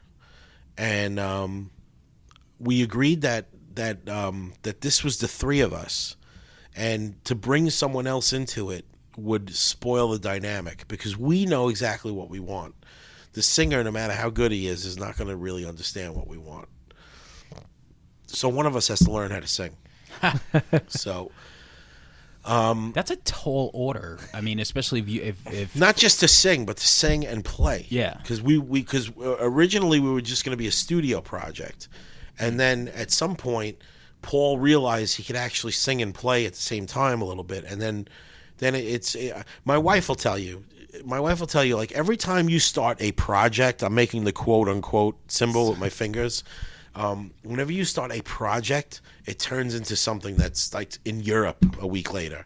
So like, stop with the project, you know. in Europe Like, a week later. she's like, you're not a project guy. You like to play on stage. Like, Yeah. enough with the project. Yeah. We know where this is gonna go. Right. So, and she's got my number. She's right, because we were gonna do, it was gonna be a studio thing, and then we realized we could actually hack it. So I was like, after about a year and By a the way, half. Gary, now I am not going to do a band with you. Well, yeah, okay. George will be in Europe in a week. Yeah, there's no Europe. well, I wouldn't bring you there for a month. We would fly, sit down somewhere, have coffee, sound check, play the show, and then we'd be home the next day. I'm in. I mean, we could do a podcast from Europe too. So. Listen, you ever get the bug, you let me know. Calling you. Okay, because good singers are in short supply. So, what do you call it? Yeah, we realized we could actually pull it off live. So once we got the name of the band and the concept and the lyrics and everything started coming together, I was like, okay, we're ready to play a show. And like, all of a sudden we had our first show, which was with Wasp at Wow, that's awesome. at Crazy Donkey. And then it just went from there, and we did a record with our friend Johan, who had a hardcore label in Netherlands called Reflections, and he had done a Kill Your Idols record over there, and he's big metal guy, you know. And as a matter of fact, he's so into metal, it finally he had a sub. Like it was like Reflections was the label, but then he had a label Monumentum. It was the same label, but it would be from like metal and more like experimental kind of things. Yeah. So he was like, let me put this record out. So he gave us a little bit of a budget. We went in and recorded with General George. Mm-hmm. And to this day, still my favorite recording is our first record that we actually had to pull money out of our own pockets to finish. But Yeah. it was... That's my and then once the first record was out and we were playing around, that's when Relapse came around. A friend of mine that actually didn't live far from here that unfortunately passed away. His name was Pat Egan. Very well-known guy in the music scene. Worked for Relapse at the time, and called me up one day and was like, "Are you in Black Anvil?" I said, "Yeah." He goes, "Yeah, Gordon wants to talk to you guys." And he came out we played Beeries, and they came out, and That's an interesting Showcase. Yeah. isn't that crazy? Kind of. I was like, yeah, we're playing Mr. Beeries this weekend. You want to go? And he's like, yeah. I mean, and we managed to sound good in there. So, Yeah. I mean, you know, who cares? You know? Absolutely. Wow, I play there all the time. I actually miss playing there. We played there. Black Anvil played there twice. I did a Black Flag cover show at Mr. Beeries. And I'm pretty sure I did something else at Mr. Beeries, but I always enjoy playing there. There's a good crowd there all the time. Yeah, my band plays there once a month. It's like our home. So. Yeah, that's here. And the management there was always really Everybody's cool, so and cool. understandable. Yeah. Like, Amazing. Yeah. Like one day we had we played a show like on a weekday because the touring band needed a show, and not many people showed up, and the owner, fucking Steve, fucking bought all the band merch, you know, because he felt bad, and like that's just the type of person he is. He's just like, I'm super grateful that a place like Mr. Beeries exists. yeah, It's very few and far between. It's Very never been people- common to people- run bars people- like that, but there's still a few. people in this scene should be grateful that a place like that exists, that there's an Amityville Music Hall, that there's, I mean, like, Long Island is in short supply of places to play that understand what it is we do, Yeah. you know, and understand how we want to do it, you know. and everybody always falls into like you can complain about everything till you blue in the face, but ultimately, like, it's nice for me to be able to go to Amityville Music Hall and play a show, and I'm home at like 11 o'clock at night. I don't have to, sit in traffic coming home from Brooklyn. Yeah. And when you deal with bar owners or club owners or promoters that realize this symbiotic relationship, you're not treated like they're doing you a favor by letting you play, and your band is not treating the club like that, and everybody's it's a nice feeling. Well, yeah, the club owners, the people that run these places, it costs them a couple of grand just to turn the key and open the door every day. Yeah. So it's not an easy business. So the bands need to understand that. The people that go to these shows need to understand that. In turn, the club owners, bar owners, whatever, also need to understand that the bands work hard doing what they do. They work hard and they suffer for their art, and they pay for studio practice spaces that are as expensive as their home that they live in, right, and things like that. So, although you may not be able to pay the band very well. Sometimes yes, sometimes no. Yeah. A couple of beers on the house would be nice without having to beg for it. Or just even treating you with respect. Just treating you as an adult. Respect goes a long way. Instead of it seeming like you don't want to be there, you don't want anything to do with this. You know, that there's a... No, there needs to be a symbiotic is the right way to go about it. Yeah. Oftentimes, like when I play shows, like I always introduce myself to the sound man and shake hands and always, and make pleasantries, because not because, I'm a fake person, and it's because I'm a real person, and because, this is a guy that's here to make $100 and, he could be doing something else, he could be working somewhere else, right. Like you want him, and you want to sound good, right? So why do you don't want to treat the guy like dirt? Yeah. And I've seen people treat the sound guy like dirt, it's the and I'm dumbest thinking thing like, you could do. Fuck you. I've seen it too. Like they're like, who's this guy?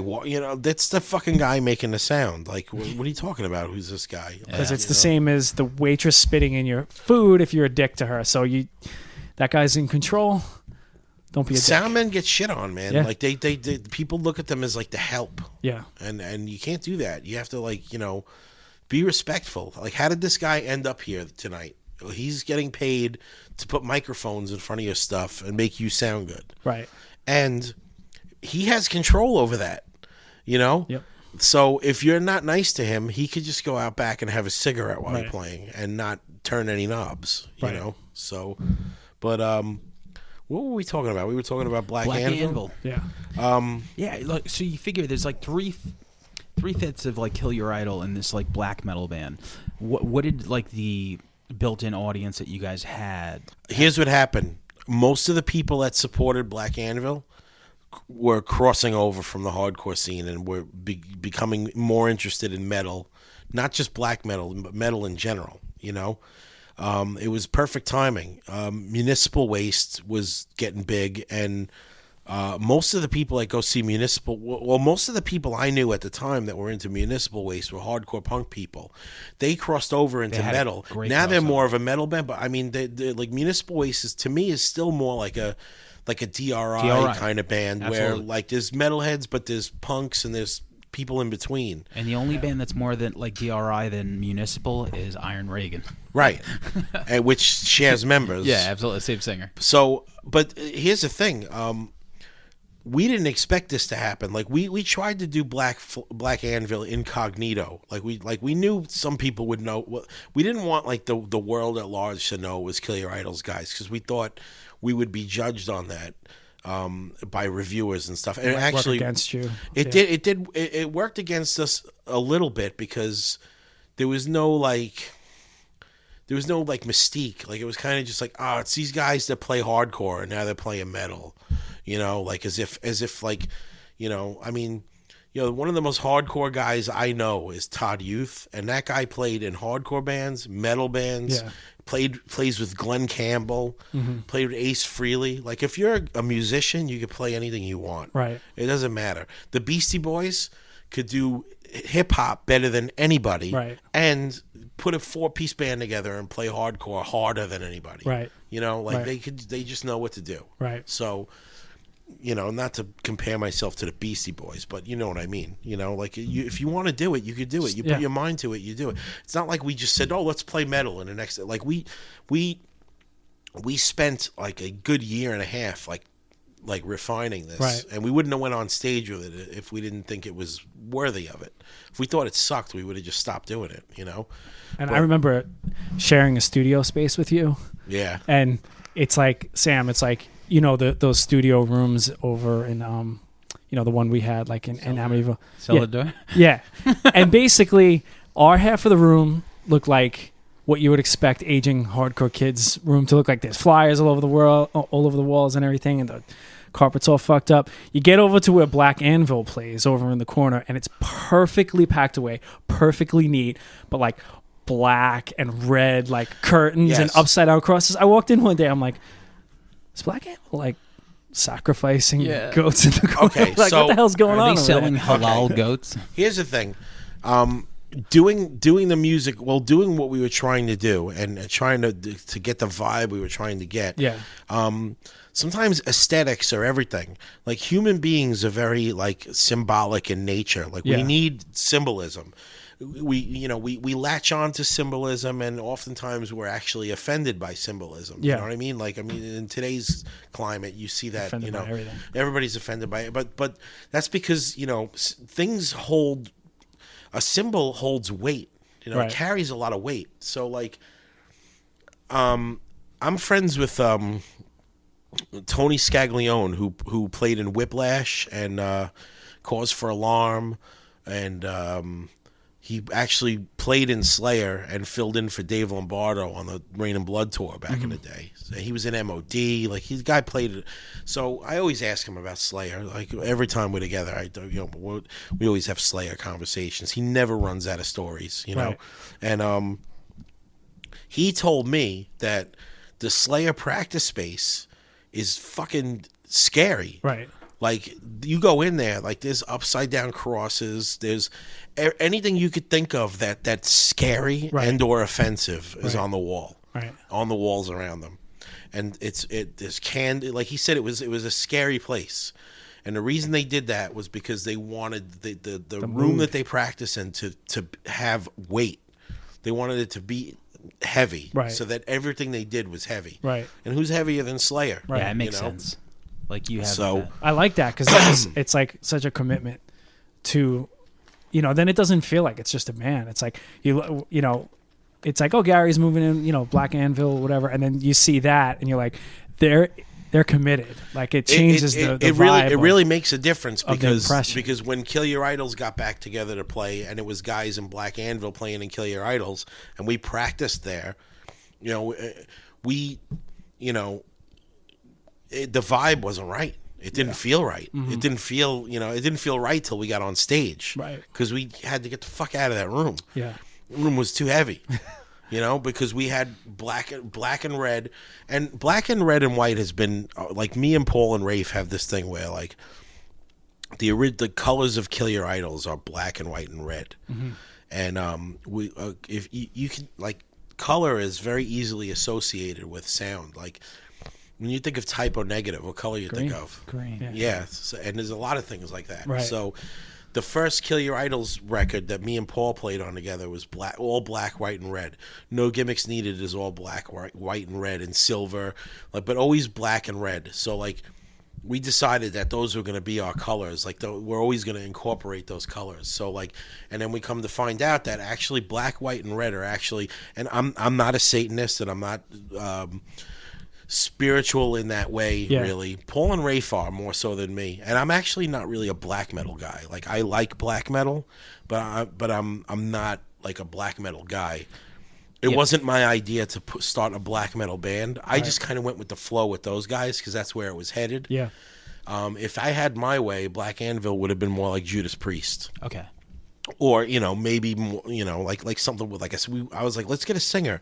Once we realized that wasn't going to work, like, it started becoming more like what it was. But, like, like, I don't really, like sticking to the genre of, like, there's plenty of black metal I love. I love Marduk.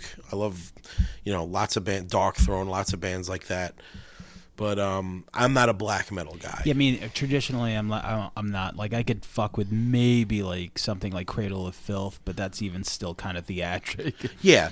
But yeah, I'm more like Maiden, Priest, shit like Yeah, that. I just, if a band is good, I like them. I don't give a shit what the record labels are calling them, what the people into doing the reviews are calling them. I mean, to me, like Hellhammer and GBH and Exploited, like it's all same. They just have different haircuts. They're all wearing like leather and spikes, but they got different haircuts. So, and I was definitely more into playing in Black Anvil when we had one foot firmly planted in hardcore and punk still, like in the beginning. And once we weren't really in that realm anymore, and we actually got a little bit more experimental and went outside the box. And even though I feel very accomplished to have played on that stuff, and I'm proud of it, and it's good. It's definitely good.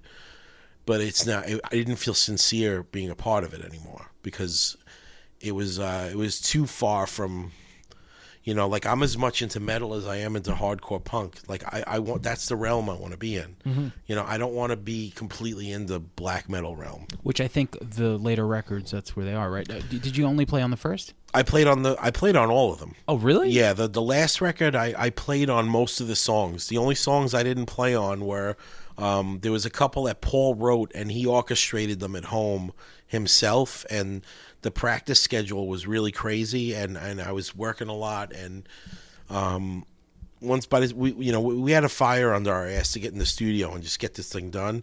And when we got there, like I didn't feel like I knew the songs well enough to play on them. So I just told Paul, I'm like, you just got to do this. You know how the songs go. So I just left my guitar gear set up, and he just played through all my stuff and completed his stuff.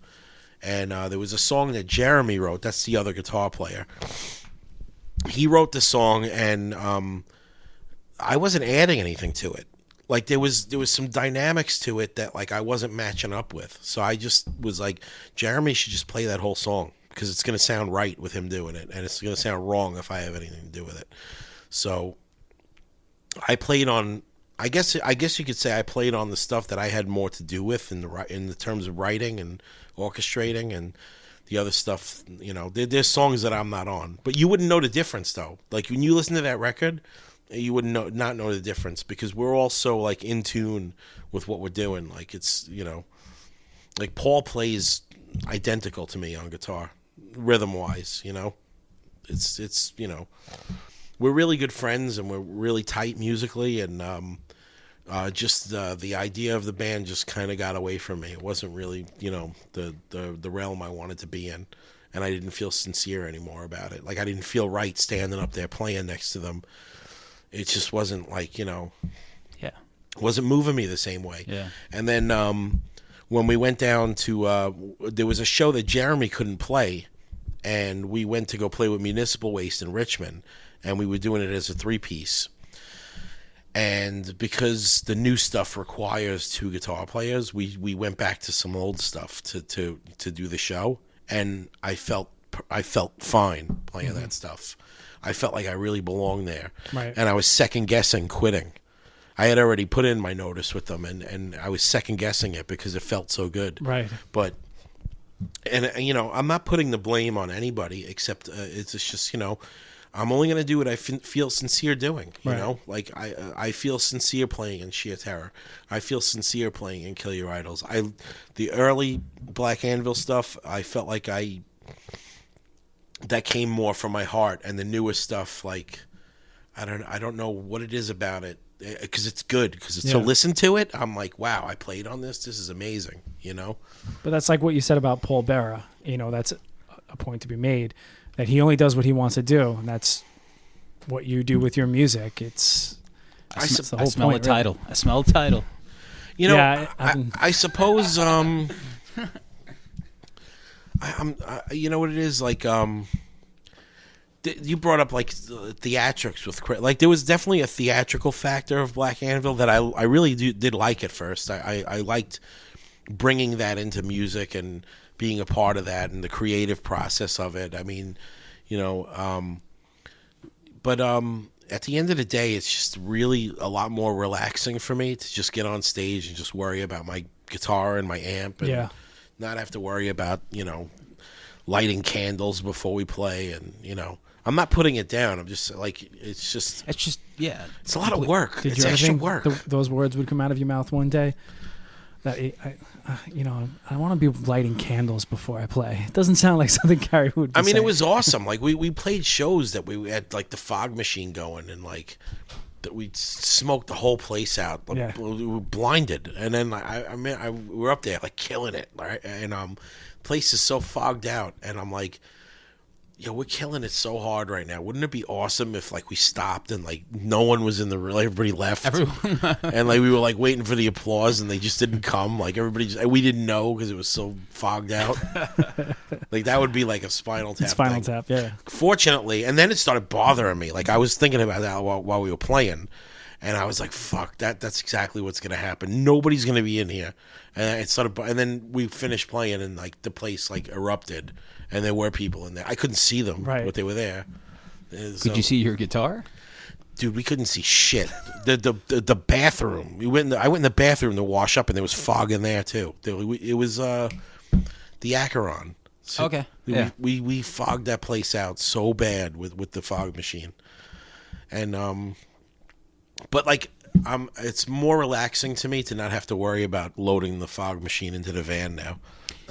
I hear that. But that's not you know, like if that was the only like that would have been, I wouldn't have quit because of that. You know, like I quit because I just felt like I just felt like I was doing them wrong being there. Like they needed someone more focused at that point. Those guys are my friends. I can't, you know, half-ass. I'm never gonna half-ass this. Yeah. If it's half-ass, I ain't doing it. It doesn't have to be full time, but it cannot be half-assed. It doesn't have to be full time, but when I'm there, I'm focused on it. Right. You know, and that's that. Full ass halftime. Yeah, something like that. All right. Yeah, I think we have a podcast. Man. You want to hit up the last question? You go for it. I think it's been a so while since you've asked it. The name of the podcast is If I Rule the World. So we ask all our guests, if Gary Bennett ruled the world, what would that look like? Oh, wow, you're giving me a lot of responsibility. Well, you are the 13th guest, so 12 other people had to answer that question. Well, now you put me under even more pressure because I don't know what they said. I mean, you know, I could say a million cliche things. I mean, but I mean, are those things, even though they're cliche, they're important? Like, I mean, you know, like the world is a really messed up place right now, or is it as messed up as we think it is? Is it the news that makes us think that things are worse than they really are? I think in a lot of ways, my therapist and I were talking about this, and like, really, like in America, like there's so many problems and so many things people are focusing on, and like most people live so well in this country. Yeah. Like we really like what do we fight? We're fighting about like we don't like we can't like stop killing each other with guns. We can't like get along. Mm-hmm. Like why the fuck can't we get along? Why can't people get along? You're gay, you're a lesbian, you're black, you're white, you're Jewish. Why can't we just get along? What the you fuck voted is for the Hillary, hold up? you voted for Trump. What I is the hate whole you. we've come so far with so many things, and yet we're still fighting about bullshit. That's what happens when you become affluent and you have the time to do it. You wind up then complaining. Maybe in the past you couldn't because you were working harder. I have a weight problem. Do you know why I have a weight problem? You know why so many other people have a weight problem? Because this fucking country we have great lives. Yeah. Our lives are great. Mm-hmm. We don't want for food. Right. The poorest people still have no trouble getting food. Right. And, you know, I'm not saying there isn't some poor people and but people don't starve to death. In America, like, most people are not starving to death. And, you know, like, I know there's homeless people and stuff like that. I kind of attribute most of that to mental illness because you don't have to be homeless. Right. There are services. My wife is a social worker. I know about all this stuff. Right. You know, like, what would I do? I don't know. That's a very big responsibility because you know what? Like, if I ruled the world, that is a tall order. America, I would just tell everybody to get their fucking head out of their ass. Like, this is a great place. Right. Like stop listening to the politicians. They're the ones that are fucking this place up. Yeah. Like the rest of the world, like, there's real problems in the rest of the world. The Right. Middle East is a real problem. Kids, children, women, you know. Watch footage of Aleppo. Yeah. Watch, like, just, I couldn't imagine what it's like to live somewhere where you hear like airplanes and you're like, Oh shit! Sorry. is that about to, is that a bomb about to drop? Like, I But couldn't even imagine. it's so common to say the world is getting worse. But everybody's been saying that since the beginning of time. And the truth is, statistically, all crime is down. Yeah. I mean, almost everything is down.